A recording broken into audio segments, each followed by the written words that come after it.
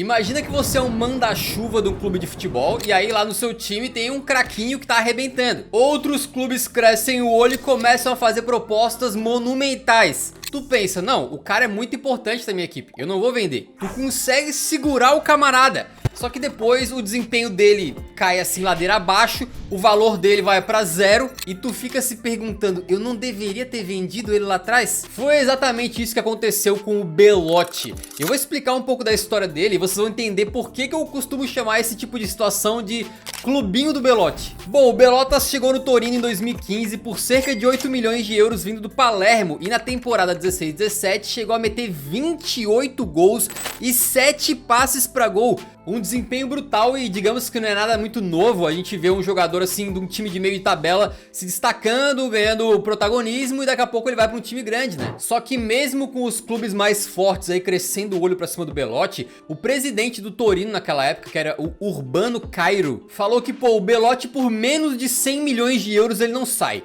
Era a multa rescisória dele e se alguém pagasse 100 milhões, na época o Belotti seria um dos jogadores mais caros da história, né?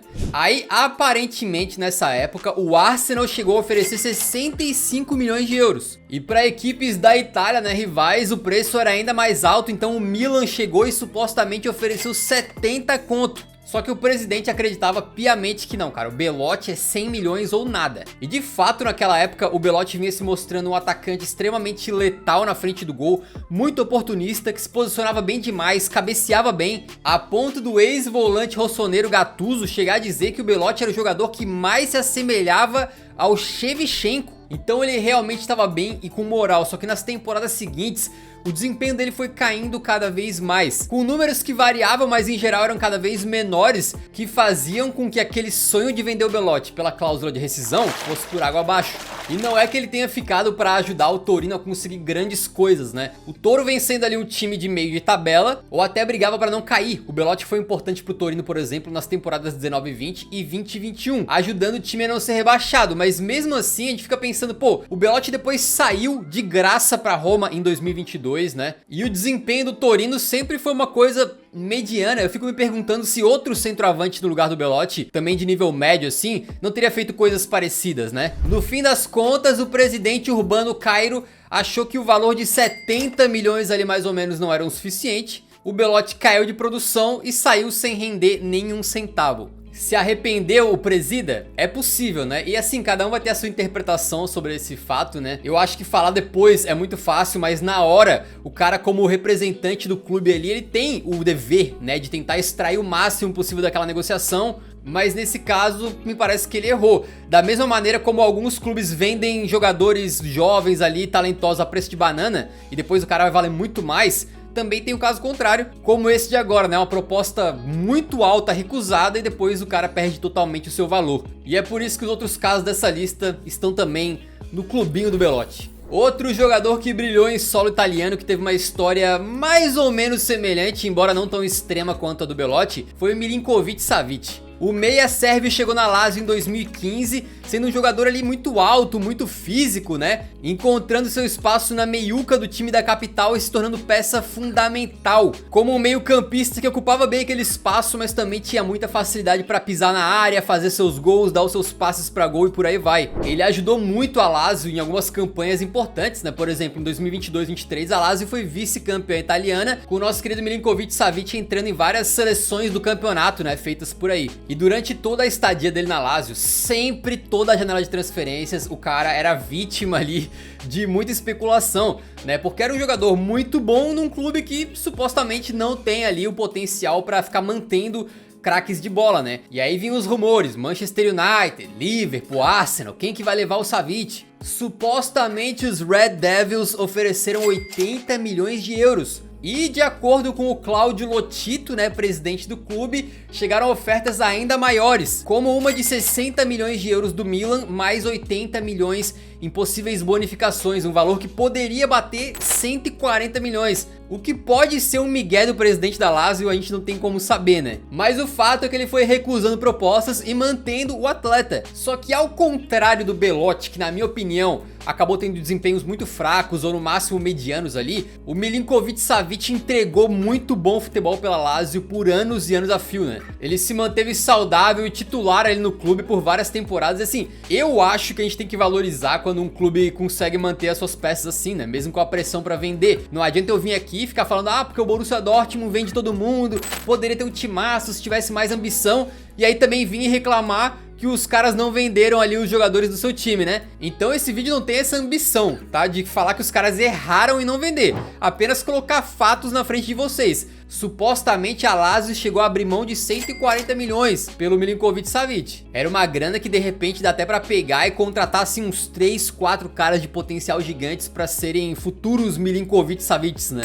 E foi aí em 2023 que o jogador foi vendido, ainda numa ótima idade, tá? Aos 28 anos, por cerca de 40 milhões de euros lá pro futebol da Arábia Saudita. Aí eu me pergunto, o presidente da Lazio será que não se arrependeu não? E eu falo isso porque o próximo caso aqui tem um arrependimento declarado, beleza? Estamos falando do Koulibaly. O zagueirão senegalês foi contratado pelo Napoli em 2014, ainda desconhecido do futebol europeu de elite, né? E logo na sua temporada de estreia, ele jogou em 27 partidas, incluindo um 3-3 contra o Palermo, em que o Belotti estava do outro lado e meteu 2 gols, né? Os anos foram passando e principalmente quando o Sarri estava no Napoli, o Koulibaly se tornou uma peça fundamental daquela equipe, né? Um pilar defensivo, um zagueiraço absurdo de uma equipe que por várias vezes chegou a competir com a Juventus pelo título italiano, apesar de não ter conseguido, né? O Koulibaly é outro que nessas seleções do campeonato ali entrou em algumas, né? E também foi eleito o melhor defensor da liga na temporada 2018-19.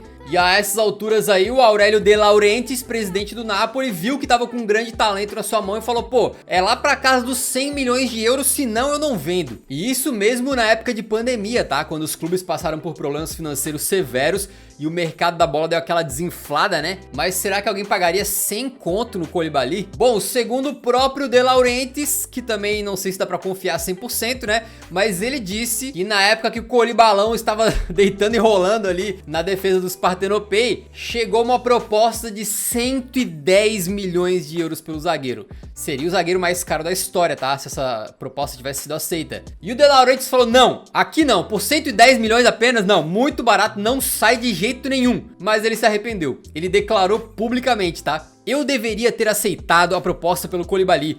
Foi errado da minha parte não tê-lo vendido. O resultado foi que o Koulibaly continuou sendo importante pro Napoli, mas perdeu um pouco do seu desempenho, desvalorizou em relação a essa época aí mágica dele, né? E acabou saindo pro Chelsea por apenas, entre aspas, porque ainda é um bom valor, 40 milhões de euros. Longe de uma má venda, até porque pro lugar do Koulibaly chegou o Kim Min-jae, que na primeira temporada foi um monstro e campeão italiano pelo Napoli. Mas de qualquer maneira, não deixa de ser uma proposta astronômica que, pelo menos supostamente, foi recusada pelo Napoli. Mas ó, lembra o jogo que eu falei agora entre Koulibaly e Belotti, né, Napoli e Palermo? No Palermo tinha um jovenzinho que entrou no jogo no segundo tempo e deu uma assistência pro Belotti. O nome dele era Paulo Dybala. Inclusive, eu comprei esta bela camisa aqui por causa de Dybala, olha só.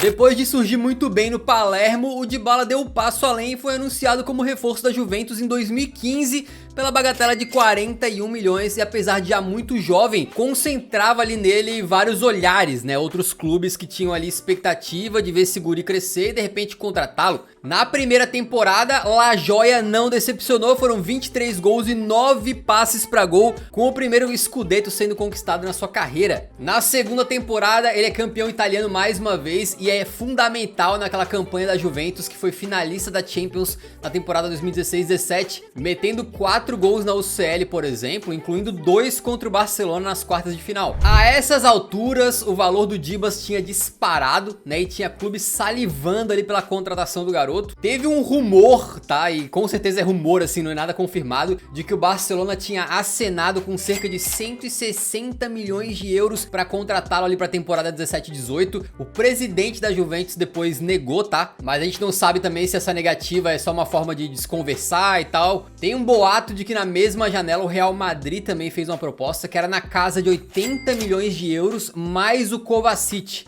o que jogaria o valor da negociação lá pro alto, né? E é claro, isso aí é mais um rumor, boato, e eu falo isso porque muitas vezes uma proposta que não se concretizou não tem como comprovar que ela existiu, né? É uma coisa ali interna entre dois clubes e tal. Mas independente dessas propostas serem verdadeiras, né? O que fica claro é que o Dybala tava muito valorizado. Inclusive em avaliação do Transfer Market, em 2018 ele chegou a valer 110 milhões de euros. E de qualquer forma, o Dybalinha seguiu em Turim e na temporada 17-18 foi mais uma vez importante. 26 gols e 6 passes para gol, levando mais um Scudetto. E nos anos seguintes foi mantendo ali como titular, né? Alternando exibições brilhantes com períodos de menos brilho. Aí mesmo já ficando um pouco menos valorizado, diz a lenda que clubes ainda estavam de olho e que o Tottenham teria cogitado pagar mais de 60 milhões de libras pelo Dybala, mas também não teve nenhum acordo feito. E aí que ele começa a sofrer um pouco mais com lesões, né? E o Dybala se tornou um jogador que ficava um pouco de tempo demais fora dos gramados.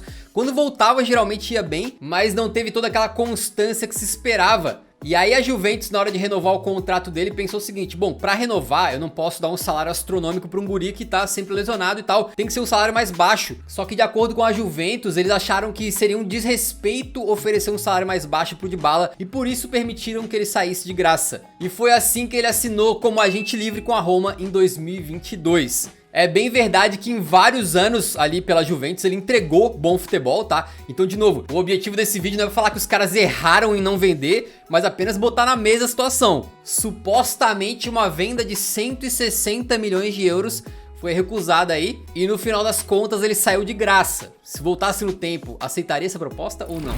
E é bem curioso como a Roma acabou sendo sem querer protagonista desse vídeo, né? O Belotti foi para lá, depois o Dybala e o próximo nome da lista aqui também, o Aouar. Não foi à toa que eu vim com a camisa da Loba não, tá? Ah, e por falar em camisa, vocês estão vendo que no cenário aqui atrás tem uma questão um pouco diferente, né? Uma camisa nova que apareceu. Fica até o final pra ver a explicação que é interessante, beleza? Bom, o Houssem Aouar foi revelado na base do Lyon, sendo um meia muito técnico, de boa movimentação e começou a ganhar notoriedade numa meiuca que tinha ali também Caquerê e Bruno Guimarães, por exemplo. Foi principalmente naquela temporada em que a Champions foi afetada pela pandemia que o Aouar começou a chamar muita atenção. Naquele momento, o Lyon fez vítimas poderosas, tirando o Manchester City da Champions numa vitória por 3-1, sendo que antes a vítima do Lyon e do Aouar tinha sido a Juventus, né? Ele participou bem, deu um passo pra gol aí em cada duelo. Parecia questão de tempo até que ele fosse desfilar num clube com mais poderio, e até se falava no Manchester City, até porque o Guardiola elogiou muito esse garoto, tá? Na época, houve ali uma grande novela com o Arsenal que supostamente ofereceu cerca de 35 milhões de euros pra levar o Aouar. Tudo bem, não é uma proposta tão grande, né? Mas o fato é que o Aulas, presidente do Lyon, disse que essa proposta estava muito longe do valor do guri. Ele deu aula, de novo, é aquela coisa, né? Tentou valorizar o seu atleta, faz parte das suas obrigações ali como presidente de um clube ou diretor esportivo. Mas o que é o fato concreto? O Aouar acabou tendo lesões e perdeu espaço dentro do próprio Lyon. Acabou não renovando seu contrato e saiu de graça também para Roma mais uma vez. Na Roma ele jogou pouquíssimo, né? Ficou uma temporadinha só e já foi jogar no Al Ittihad. É aquela coisa, o timing de uma venda às vezes é difícil de acertar, né?